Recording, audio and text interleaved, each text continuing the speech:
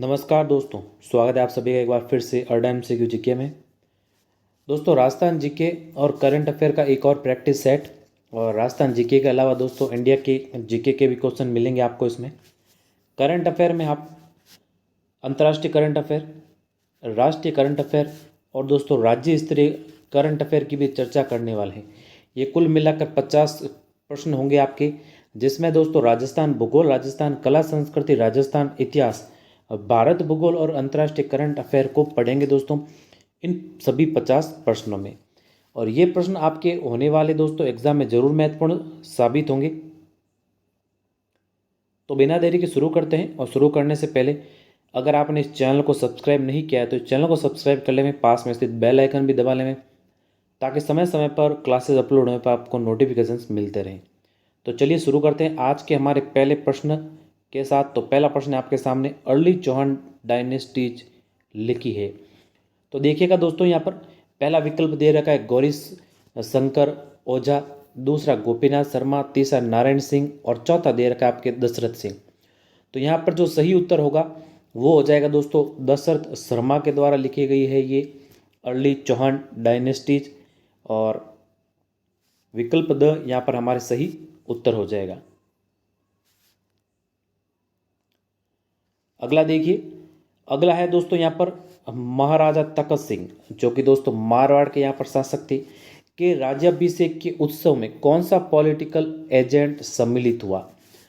तो देखिएगा दोस्तों, महाराजा तखत सिंह, इनके समय दोस्तों जब इनका राज्याभिषेक हुआ था तब दोस्तों लॉर्ड लुडलो, कौन दोस्तों, लॉर्ड लुडलो इनके राज्याभिषेक में शामिल हुआ था।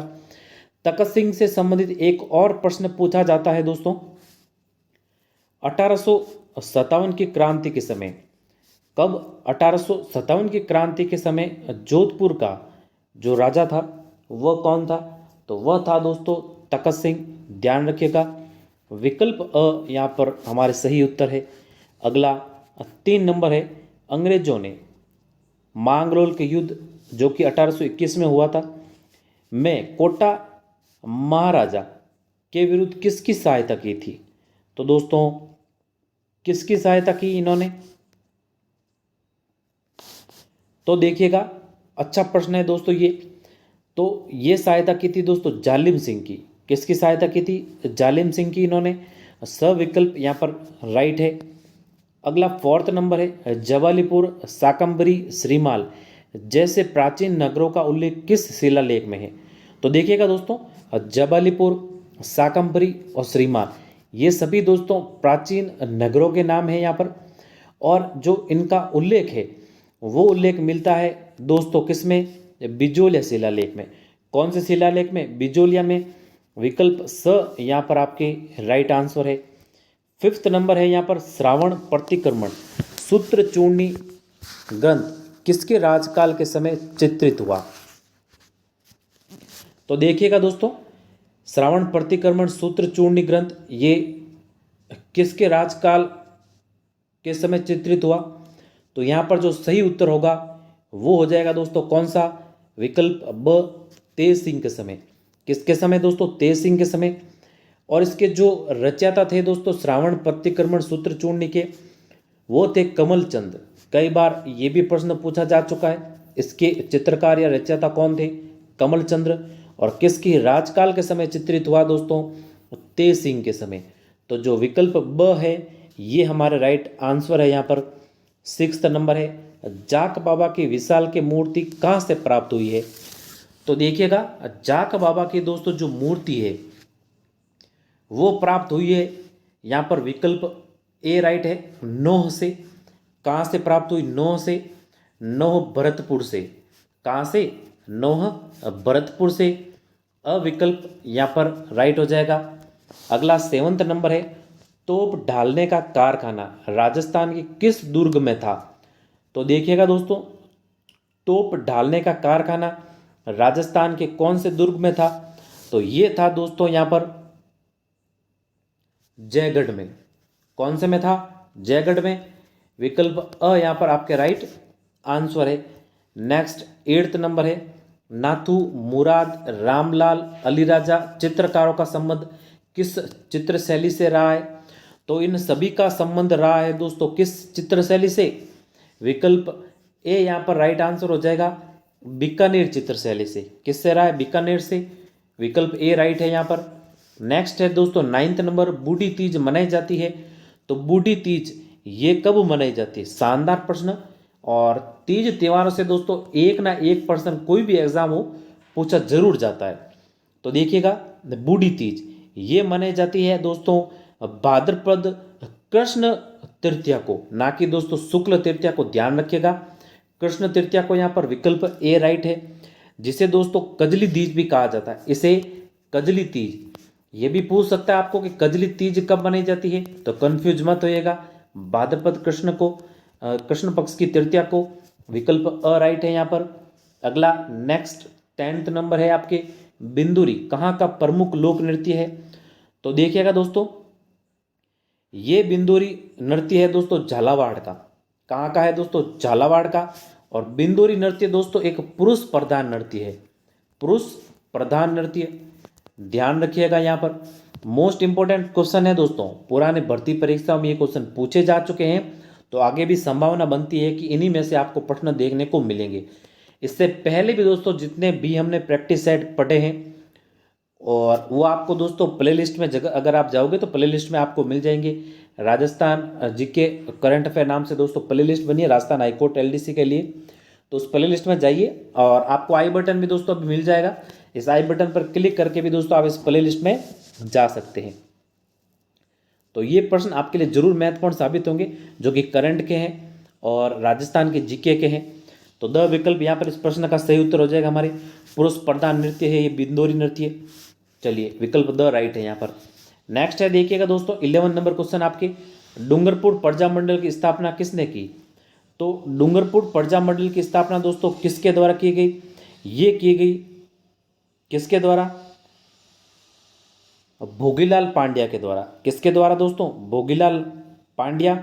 और एक और नाम मिलता है दोस्तों शिवलाल कोटड़िया, शिवलाल कोटड़िया का। और ये दोस्तों स्थापना हुई थी 1 अगस्त 1944 को। कब हुई? 1 अगस्त 1944 को। विकल्प स यहाँ पर राइट है।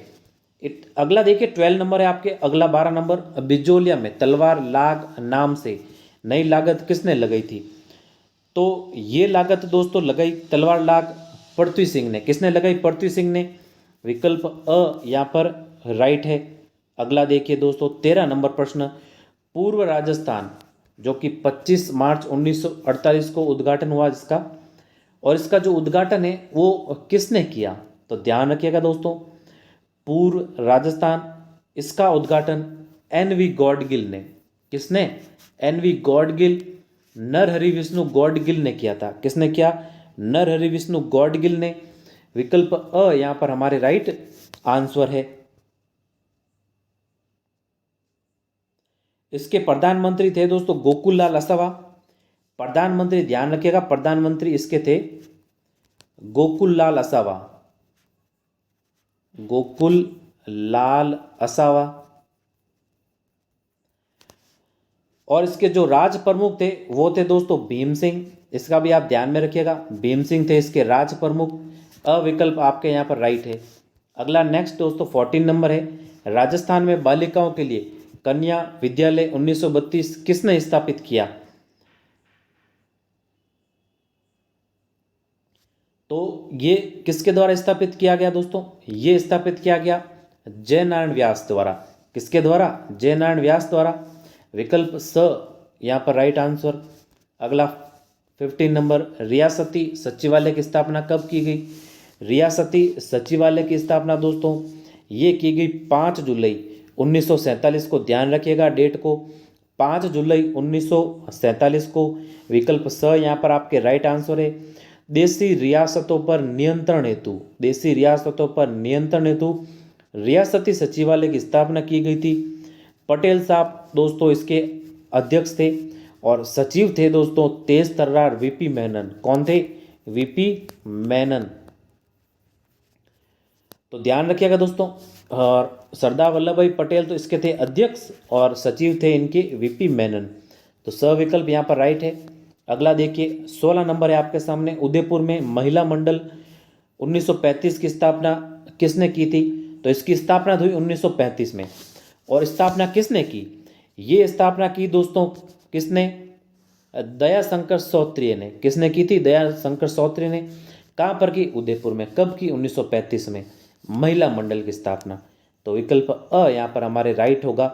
अगला देखिए 17 नंबर है, कौन सा तत्वाद्य नहीं है? तो 17 नंबर देखिएगा दोस्तों, इनमें से दे रखा है कि कौन सा है जो तत्वाद्य नहीं है। अच्छा प्रश्न है दोस्तों, वाद्य यंत्रों से भी एक ना एक प्रश्न देखने को मिलता है। तो इसमें से देखिएगा दोस्तों नागफनी, जो कि यहाँ पर नाग के आकार की होती है, ये दोस्तों एक प्रकार का तत्वाद्य यंत्र नहीं होकर किस प्रकार का है दोस्तों?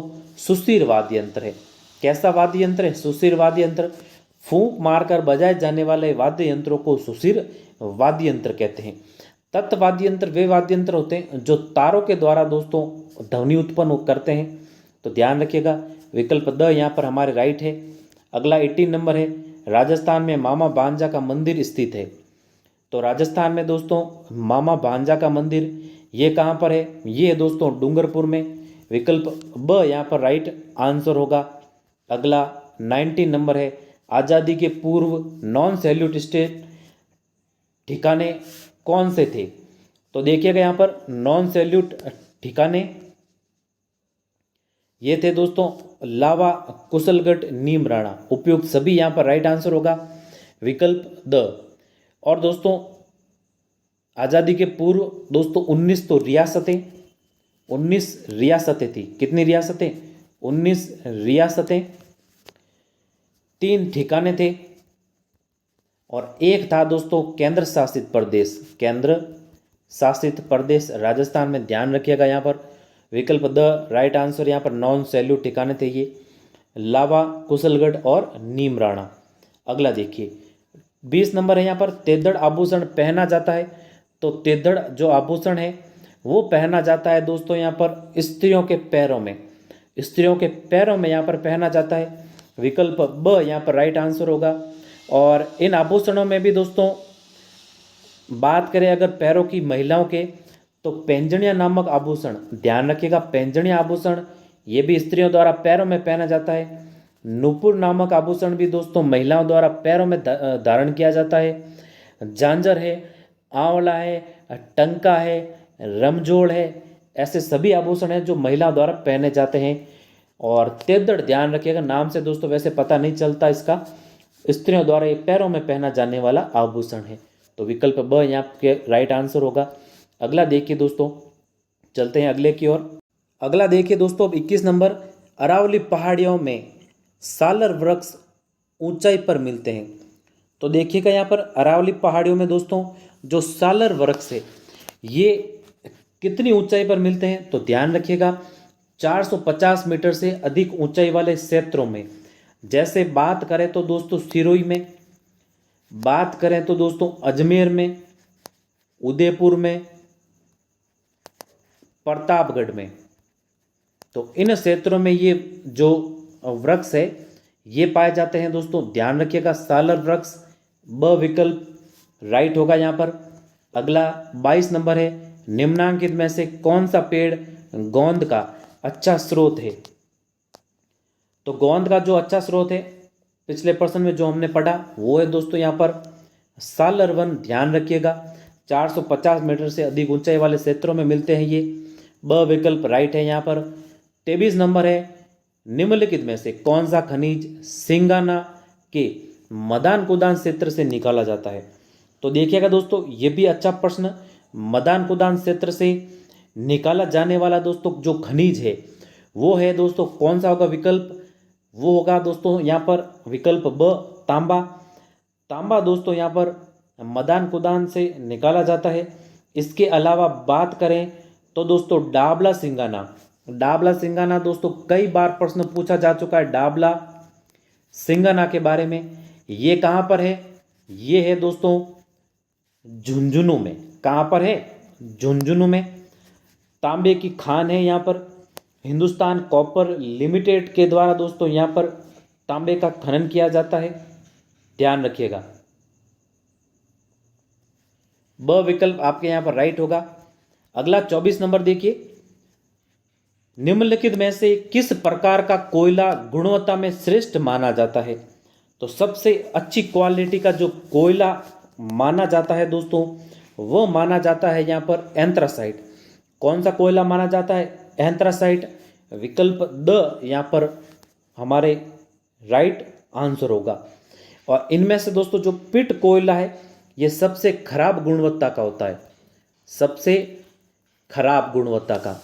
और मुख्यतः दोस्तों जो कोयले के अलग अलग किस्में होती है, इनमें बात करें तो पिट जो कि सबसे खराब, इसके बाद दोस्तों लिग्नाइट कोयला, लिग्नाइट कोयला का नंबर आता है। उसके बाद दोस्तों बिटुमिनस का नंबर, और सबसे अच्छी गुणवत्ता वाला जो कोयला है वो है दोस्तों यहाँ पर एंथ्रासाइट, ध्यान रखिएगा। यानी कि उल्टा बताया मैंने, सबसे अच्छी क्वालिटी का तो है यहाँ पर एंथ्रासाइट, उसके पश्चात दोस्तों सेकंड नंबर पर बिटुमिनस, थर्ड नंबर पर दोस्तों लिग्नाइट, और फोर्थ पर जो सबसे खराब क्वालिटी का कोयला है वो है दोस्तों यहाँ पर पिट कोयला, ध्यान रखिएगा। विकल्प द यहाँ पर राइट है। अगला 25 नंबर देखिए, सिरोही उदयपुर चित्तौड़गढ़ कोटा 12 राष्ट्रीय राजमार्ग का नया नंबर क्या है। तो यहाँ पर देखिएगा दोस्तों, सिरोही उदयपुर चित्तौड़गढ़ कोटा 12 राष्ट्रीय राजमार्ग का जो नया नंबर है वह कौन सा है? वह है दोस्तों यहाँ पर NH27। कौन सा है? NH27। ये तो है इसका नया नाम। अगर इसके पुराने नाम की बात करें तो इसका पुराना नाम है दोस्तों NH76। NH76 ध्यान रखिएगा।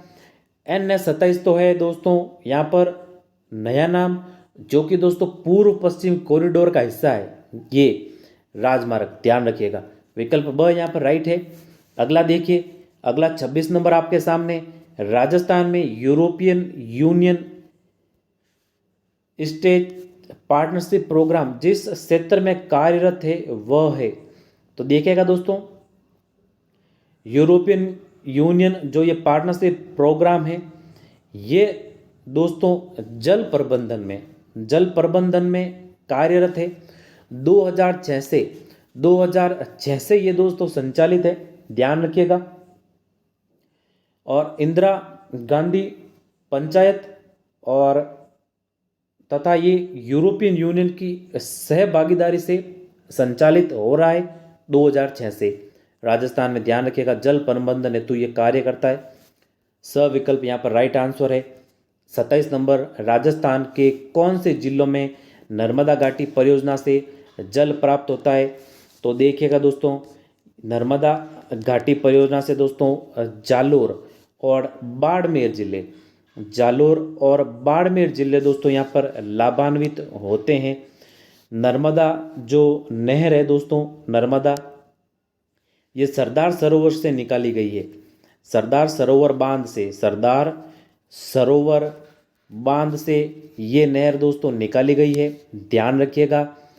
और इससे लाभान्वित होने वाले राज्य दोस्तों हैं राजस्थान, मध्य प्रदेश, गुजरात और दोस्तों महाराष्ट्र। राज से है दोस्तों राजस्थान, MP यानी मध्य प्रदेश, GUJ यानी गुजरात, MS यानी दोस्तों महाराष्ट्र। तो ये सभी राज्य लाभान्वित होते हैं इससे। और राजस्थान के मुख्यतः बाड़मेर और जालोर जो जिला है दोस्तों, वह नर्मदा घाटी परियोजना से जल प्राप्त करता है। यहाँ पर पेयजल की आपूर्ति होती है। विकल्प ब राइट होगा आंसर। अगला देखिए 28 नंबर है, गांधी सागर बांध की ऊंचाई कितनी है। बेहद ही शानदार प्रश्न दोस्तों। गांधी सागर से तो कई बार प्रश्न पूछा जा चुका है। अब ये थोड़ा टेढ़ा क्वेश्चन पूछ लिया इन्होंने कि गांधी सागर जो बांध है इसकी ऊंचाई कितनी है। तो ध्यान रखिएगा, इसकी ऊंचाई है दोस्तों 63 मीटर। कितनी है? 63 मीटर। और ये दोस्तों चंबल नदी पर बना है, आपको पता होगा, पढ़ा भी होगा आपने। तो विकल्प ब यहाँ पर हमारे राइट होगा आंसर, 63 मीटर। अगला देखिए 29 नंबर, निम्नलिखित में से कौन सी बकरी की नस्ल है। अब यहाँ पर देखिए कौन सी बकरी की नस्ल है। तो यहाँ पर मालवीर नहीं, मालवी देखें तो मालवी तो दोस्तों गाय की नस्ल है, किसकी है? गाय की। मालवी नहीं, मालवी है यहाँ पर, यह है गाय की।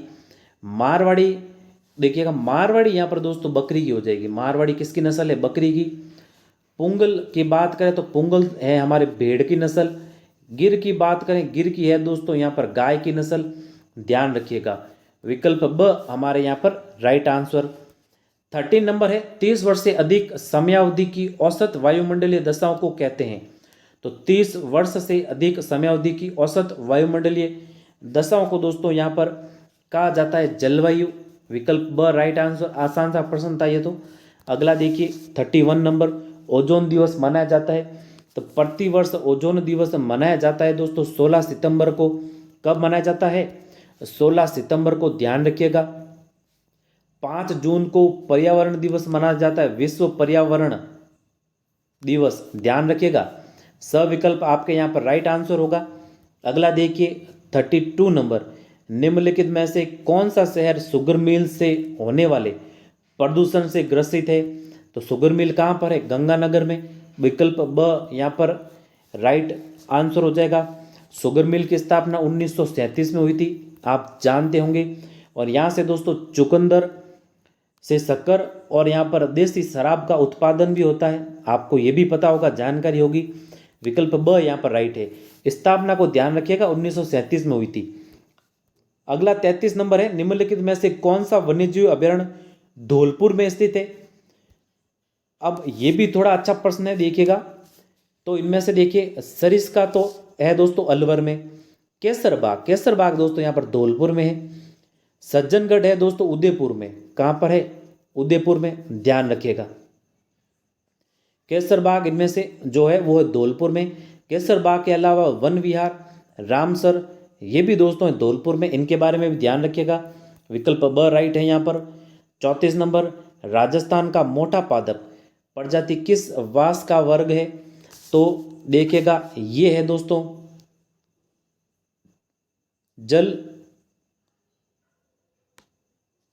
जलवाष्प होगा यहाँ पर, जलवाष्प में। और ये घास की एक प्रजाति है, ध्यान रखिएगा। ये जो मोटा पादप प्रजाति है ये जलवास का है, जलवास, ये जलवास। विकल्प ब जलवास ही होगा यहाँ पर।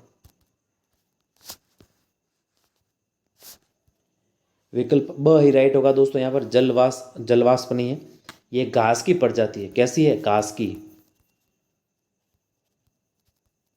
विकल्प ब राइट है यहाँ पर, जलवास की। अगला देखिए 35 नंबर, निम्नलिखित में से कौन सी मृदाओं के द्वितीय पोषण तत्वों का उदाहरण नहीं है? तो कौन सा यहाँ पर उदाहरण नहीं है दोस्तों द्वितीय पोषक तत्वों का? तो देखिए बोरोन है, मैग्नीज है, कॉपर है, पोटास यहाँ पर नहीं है। विकल्प ब राइट होगा।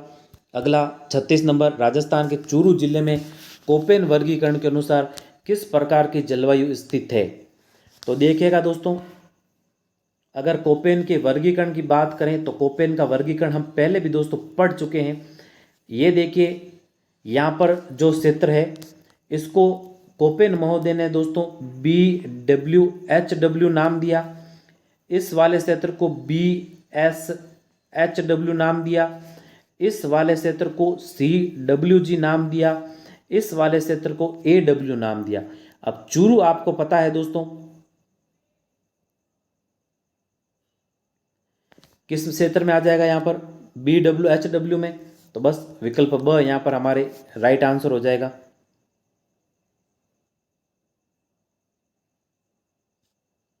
अगला देखिए 37 नंबर, भारत का उत्तर से दक्षिण तक विस्तार कितना है? तो ध्यान रखिएगा दोस्तों, भारत की यहाँ पर बात करें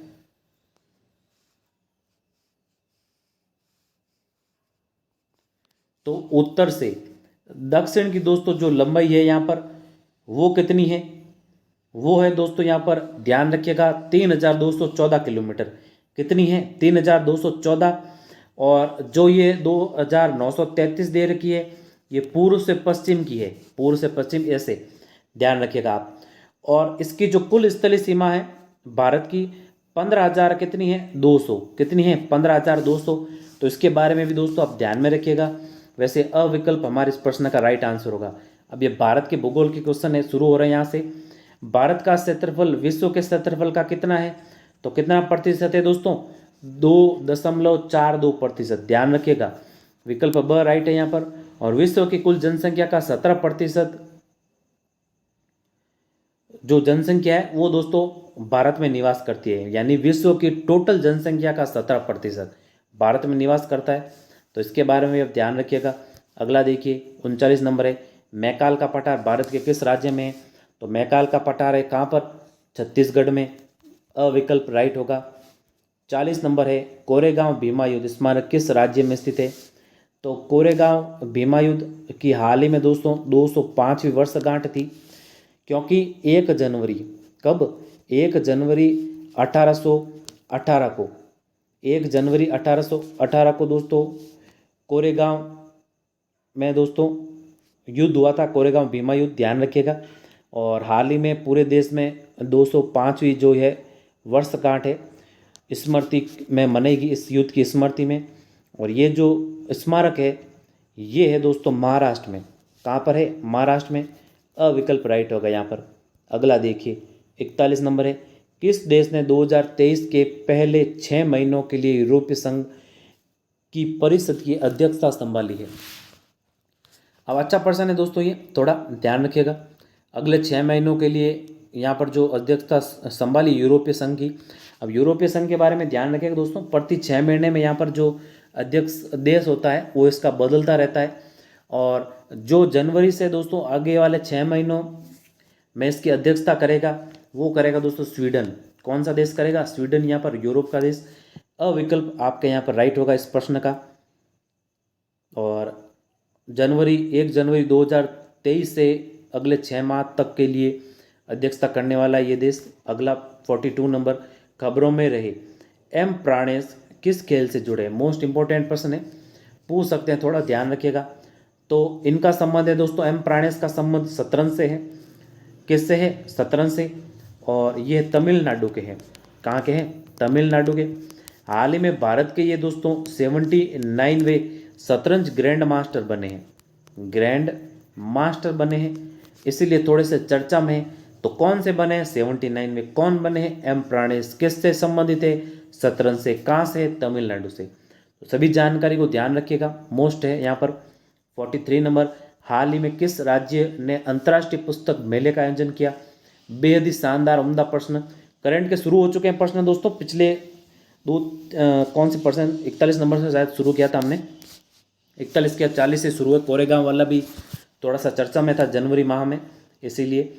और ये 43 नंबर देखिएगा, अंतर्राष्ट्रीय पुस्तक मेले का आयोजन किस राज्य ने किया है, तो ये दोस्तों तमिलनाडु ने किया है यहाँ पर।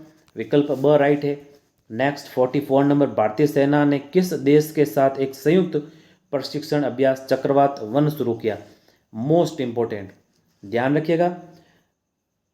यहाँ पर एक्सरसाइज साइक्लोन वन भी जिसे नाम दिया गया है, एक्सरसाइज, जैसे इसका इंग्लिश में नाम है एक्सरसाइज साइक्लोन वन। तो ये नाम भी अगर आए तो कंफ्यूज मत होइएगा, और चक्रवात वन भी नाम आए तो कंफ्यूज मत होइएगा। ये तो हिंदी है और ये इसका इंग्लिश रूपांतरण है, ध्यान रखिएगा। ये दोस्तों भारतीय सेना ने मिस्र के साथ युद्धाभ्यास शुरू किया यहाँ पर, जैसलमेर में ये दोस्तों युद्धाभ्यास हो रहा है, ध्यान रखिएगा। और अपने आप में एक तरह का पहला संयुक्त युद्धाभ्यास है मिस्र और दोस्तों भारत देश का। एक्सरसाइज साइक्लोन फर्स्ट इसका नाम है, ध्यान रखिएगा। चक्रवात वन जिसे कहा जा सकता है हिंदी में। विकल्प ब राइट है यहाँ पर। अगला 45 नंबर है, भारत के सर्वोच्च न्यायालय के 73वें स्थापना दिवस के मुख्य अतिथि किस देश के मुख्य न्यायाधीश हैं, मुख्य न्यायाधीश थे वैसे यहाँ पर, मोस्ट है ये भी प्रश्न, तो ध्यान रखिएगा। हाल ही में 28 जनवरी को, कब, 28 जनवरी को दोस्तों सर्वोच्च न्यायालय का 73वां दोस्तों स्थापना दिवस मनाया गया। यानी कि इसकी स्थापना, सर्वोच्च न्यायालय की स्थापना 28 जनवरी 1950 को दोस्तों इसकी स्थापना हुई थी। तो अभी हाल ही में ये मनाया गया है, ध्यान रखिएगा। तो यहाँ पर सिंगापुर देश के दोस्तों मुख्य अतिथि थे, और सिंगापुर देश के मुख्य अतिथि सुनवेश मेनन थे यहाँ पर, ध्यान रखिएगा। और मोस्ट इंपॉर्टेंट पर्सन है दोस्तों, पूछ सकता है ये प्रश्न, ब विकल्प राइट है यहाँ पर। अगला देखिए 46 नंबर है, 3 बार ग्रैमी पुरस्कार वाले एकमात्र जीवित भारतीय कौन है? शानदार प्रश्न ये भी। तो रिकी केज, ध्यान रखिएगा रिकी केज दोस्तों। और इन्हें डिवाइन टाइड्स संगीत एल्बम के लिए हाल ही में दोस्तों तीसरा ग्रैमी पुरस्कार है वो मिला है। विकल्प ब राइट है यहाँ पर। अगला देखिए 47 नंबर, 13 से 17 नवंबर 2022 तक आयोजित यूथ वर्ल्ड मुक्केबाजी चैंपियनशिप में भारतीय टीम में शामिल राजस्थान से एकमात्र बॉक्सर है। तो राजस्थान से दोस्तों जो एकमात्र बॉक्सर यहाँ पर शामिल हुई है वो है दोस्तों यहाँ पर महक शर्मा है इनका नाम, ध्यान रखिएगा। अविकल्प राइट है। मोस्ट क्वेश्चन, तो ये सभी मोस्ट क्वेश्चन है करंट के, तो बेहद ही शानदार वाले स्टार लगा के रखिएगा। अगला देखिए 48 नंबर यहाँ पर, नवंबर 2022 में राज्य में किस स्थान पर स्क्वैश फेडरेशन ऑफ इंडिया द्वारा प्रोफेशन स्क्वैश चैंपियनशिप का आयोजन किया गया? तो इसका आयोजन दोस्तों हाल ही में नवंबर में हुआ था, ज़्यादा पुराना नहीं है दोस्तों ये। वैसे 6 से 8 महीने का करंट अफेयर आपको पढ़ना ही पड़ेगा, पढ़ के जाइएगा। तो ये इसका आयोजन कोटा में हुआ था, सविकल्प राइट है यहाँ पर। अगला देखिए 49 नंबर है, किस तिथि को राष्ट्रीय संरक्षण दिवस मनाया जाता है? तो दोस्तों हाल ही में दिसंबर माह गया था तब, वैसे हाल ही तो क्या 2 महीने 3 महीने हो गए, 14 दिसंबर को यहाँ पर राष्ट्रीय संरक्षण दिवस मनाया। तो विकल्प ब यहाँ पर राइट होगा। अगला देखिए 50 नंबर और अंतिम प्रश्न आज का, शानदार प्रश्न, शानदार बेहद ही शानदार। देखिएगा निम्न में से किस स्थान पर राज्य का पहला अल्ट्रा थर्मल पावर प्लांट लगेगा? तो ये पावर प्लांट लगेगा दोस्तों कहाँ पर? बांसवाड़ा में, बांसवाड़ा में भी दानपुर में, दानपुर बांसवाड़ा में लगने वाला है ये। विकल्प ब यहाँ पर राइट आंसर हो जाएगा। तो ये थे आज की क्लास के हमारे 50 मोस्ट क्वेश्चंस, ध्यान रखिएगा मोस्ट वाले क्वेश्चन है दोस्तों, आपके एग्जाम में जरूर महत्वपूर्ण साबित होंगे ये क्वेश्चंस। और जल्द ही दोस्तों हम हमारे इंग्लिश के सिलेबस को कंप्लीट करने वाले हैं और आपके मॉडल पेपर दोस्तों बेहद ही जल्द है जो अपलोड होते रहेंगे इस चैनल पर। और कोशिश हमारी पूरी रहेगी कि रोजाना का एक मॉडल पेपर जिस में हम 150 प्रश्नों की चर्चा करेंगे, पूर्णतः आपके दोस्तों एग्जाम बेस्ड मॉडल पेपर होगा ये, जिसमें संपूर्ण सिलेबस को हम कवर करते हुए पूरे के पूरे 150 प्रश्न, आपको पता भी होगा हिंदी से 50 प्रश्न पूछे जाएंगे, इंग्लिश से भी दोस्तों 50 क्वेश्चन और जीके से भी 50 क्वेश्चन, टोटल मिला के 150 क्वेश्चन यहाँ पर आने वाले हैं। तो मॉडल पेपर जल्द ही हम शुरू करेंगे जैसे ही दोस्तों हमारे इंग्लिश का सिलेबस कंप्लीट होता है। तो बस प्रैक्टिस करते रहिए, इंग्लिश और हिंदी के प्रैक्टिस सेट अपलोड हो चुके हैं आपके लिए और जल्द ही एग्ज़ाम होने वाला है। इसीलिए दोस्तों अभी से पूर्ण रूपेण केवल प्रैक्टिस को अपने समय देवें, समय केवल प्रैक्टिस को ही देवें, ध्यान रखिएगा। जितनी आप प्रैक्टिस करोगे उतना आपके लिए अच्छा होगा एग्ज़ाम में सफलता पाने के लिए। तो धन्यवाद, मिलते हैं जल्दी ही नई क्लास में, तब तक लिए जय हिंद, वंदे मातरम।